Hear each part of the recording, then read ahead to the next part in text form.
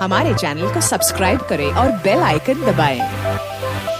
आप देख रहे हैं VP न्यूज और मैं हूं कमलेश धारी, कैमरामैन नंद कुमार जी के साथ। अभी हम गया के रविदास धाम में हैं, जहां पर आज 15 अगस्त के अवसर पर, स्वतंत्रता दिवस के अवसर पर यहाँ पर कार्यक्रम का आयोजन किया गया है।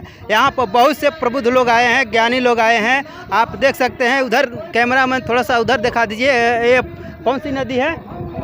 फल्गु नदी है, और फल्गु नदी के तट पर ही ये रविदास आश्रम है। ये पुल देख सकते हैं कि ये पुल है, और ये फल्गु नदी के तट पर रविदास आश्रम स्थित है। और यहाँ पर आज 15 अगस्त के अवसर पर कार्यक्रम का आयोजन किया गया है। तो हमारे बीच में एक सर हैं जो पहले स्वास्थ्य विभाग में थे, अब ये रिटायर्ड हैं, समाज के लिए काम कर रहे हैं। आइए मैं इनसे जानता हूँ। सर, सबसे पहले आपको हमारे चैनल में स्वागत है। कुछ बोलिए। मेरा कहना है कि आज पूरा भारत स्वतंत्रता दिवस मना रहा है। आज के दिन 15 अगस्त 1947 को हमारा देश आज़ाद हुआ था। आपका नाम क्या है? भरत राम। भरत राम जी हैं। भरत राम जी, मैं आपसे पूछता हूं कि क्या रियली में इस भारतवासी को आज़ादी मिली है?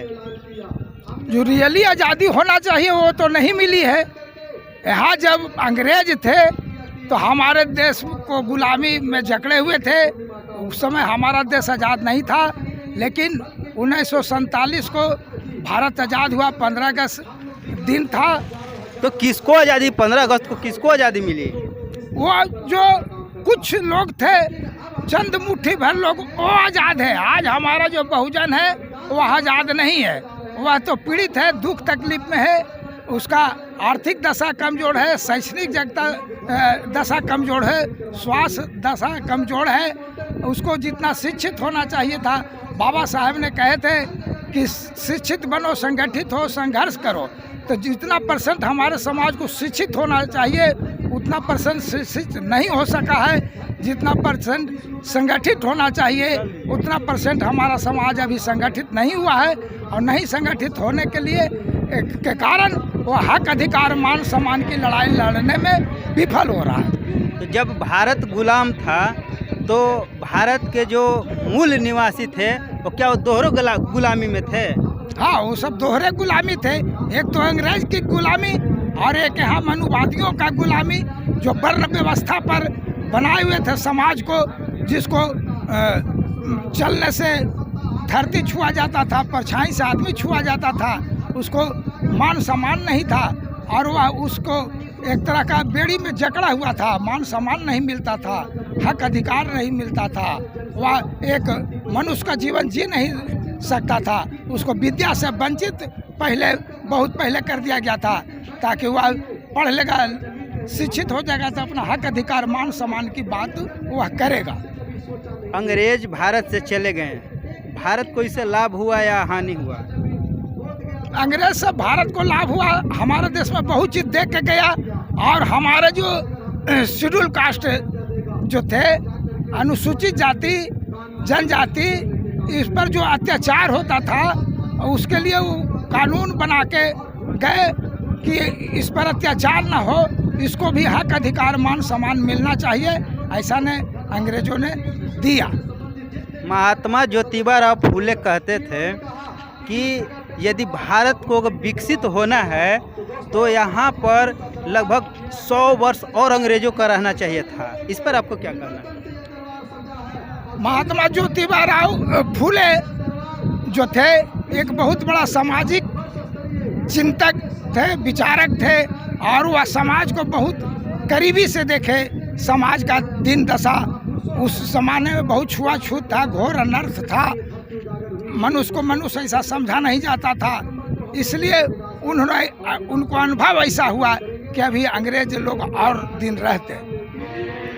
अंग्रेजों ने यहाँ पर आया तो सती प्रथा का समाप्ति और चरक प्रथा का समाप्ति, शूद्रों को पढ़ने का अधिकार, इस तरह से व्यवस्था दी। तो क्या अंग्रेज से भारत को मतलब लाभ था या मतलब अंग्रेज इसको लूट रहे थे? अंग्रेज से भारत को तो हानि है ही था, चूँकि वो हमारे देश में कब्जा किए हुए था, लेकिन वो अपने रीजन में यहाँ जो दबे कुचले लोग थे उसको एराइज करने के लिए उन्होंने कुछ दिया, संशोधन किया, यहाँ के नियम कानून में उन्होंने संशोधन किया। अभी एक वकील साहब इस मंच से बोले कि मैं पहले बौद्धिस्ट था, लेकिन बाद में मुझे बौद्धिस्ट अच्छा नहीं लगा, मैं रविदासिया धर्म अपना लिया हूँ। तो बौद्धिस्ट कब थे? तो बौद्धिस्ट हमारे पूरे भारत में बौद्धिस्ट था, पूरे भारत में बौद्धिस्ट था। राजा अशोक यहाँ के शासक सम्राट कहलाए और हमारे देश नहीं विदेश में भी इसका प्रचार प्रसार किए, जो आज बहुत से कई देशों में बौद्ध धर्म चल रहा है। यह पूरा भारत बौद्धमय था। इसका बौद्ध का अंतिम राजा राज बिहद्र था, उसका राज हत्या करा करके यहाँ बौद्धों को नष्ट किया गया। तो ये थे भरत जी और इन्होंने अपनी बात को रखी बहुत अच्छे से। बाम सेप में हैं आप? हाँ, बाम सेप से हैं। हमारे चैनल कैसा लगा, हमारी वीडियो कैसी लगी, वीडियो को सब्सक्राइब करें, कमेंट में अपनी बात रखें। मैं कमलेश धारी, नंद कुमार कैमरामैन के साथ, धन्यवाद।